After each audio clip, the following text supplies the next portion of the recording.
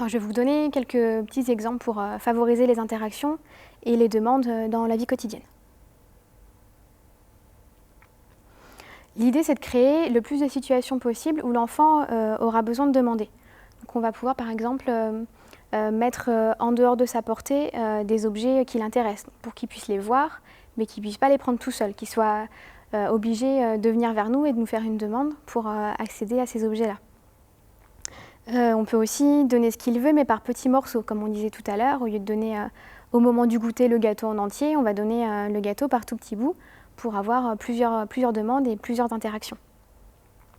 Et puis on peut oublier un peu de donner une partie des éléments dont il a besoin. Par exemple, si c'est un enfant qui aime dessiner, on ne va pas lui donner tout de suite la feuille, les crayons et tout ce qui va avec. Il faudra d'abord qu'il demande pour la feuille, et puis qu'il demande pour les crayons, peut-être même les crayons un par un avec la couleur. Vraiment, l'idée, c'est pas pour être pervers, c'est vraiment pour l'inciter à faire le plus de demandes possible et à rentrer en interaction avec nous le plus possible. Par exemple, au moment du repas, on va donner le yaourt, mais on ne donnera pas la cuillère pour qu'à nouveau l'enfant fasse des demandes et puis soit en interaction avec ses parents, avec les personnes qui sont autour de lui. On peut lui donner un objet qu'il aime, mais dans une boîte qui est fermée, de sorte qu'il soit obligé de nous demander à nouveau de l'aide, de nous demander d'ouvrir la boîte. S'il est en train de jouer, on peut se mettre dans son jeu, et puis on va lui donner les éléments un par un. Par exemple, un enfant qui aime jouer au train, on va construire les rails, on va lui donner qu'un élément de rail à chaque fois pour multiplier les occasions de demander et d'être en interaction. On essaye d'avoir avec soi les renforçateurs de l'enfant.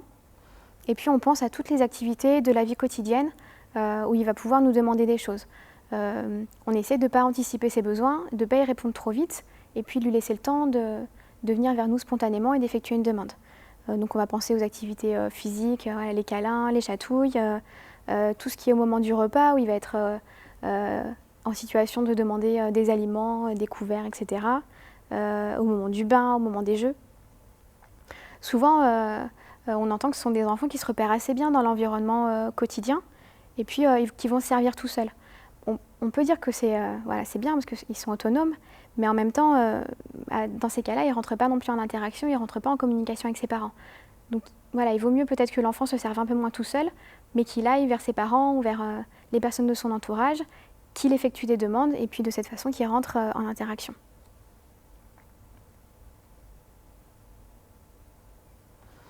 Une partie qui va être importante au quotidien, c'est d'arriver aussi à parler de soi.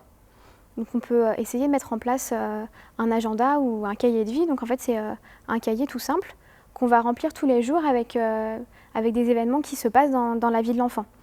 On va utiliser le moyen de communication que l'enfant comprend. C'est-à-dire, on va pouvoir peut-être mettre une photo et puis en dessous, mettre la phrase en pictogramme ou à l'écrit s'il y a accès ou seulement avec des dessins. L'idée, c'est que cet enfant-là, il puisse, au travers de cet agenda, de ce cahier de vie, partager ses expériences avec les personnes de son entourage. Il va pouvoir raconter des événements qui lui sont arrivés, même s'il n'a pas encore les capacités verbales pour le faire. Donc voilà, c'est un bon support de communication, c'est un bon support de conversation, ça permet vraiment des échanges. Donc je vous montre un petit exemple.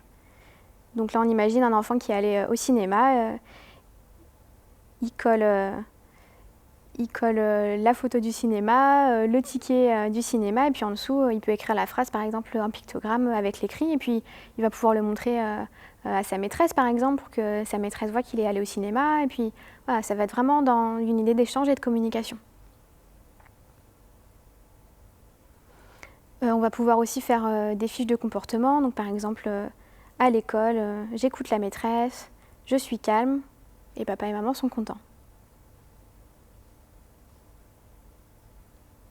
Ou sous la forme d'un scénario social, donc voilà, je vais chez le dentiste, voilà ce qui va se passer, voilà comment je devrais me comporter.